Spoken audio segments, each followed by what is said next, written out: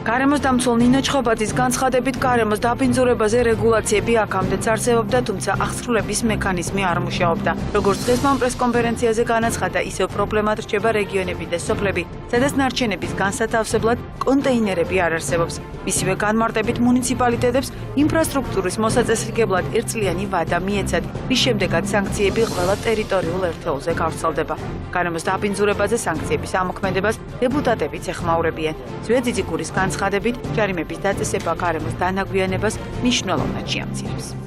სანქციები შეიძლება დარჩეს ხაერში გამოკიდებული, იმიტომ რომ ვერ დააჯარიმებ ადამიანს თუ არ მიუთვიდეს საერთოდ უნდა წაიღოს ეს ნარჩენი და სად უნდა განათავსოს თავისი მიერ წარმოებული საყოფაცხოვრებო ნაგები.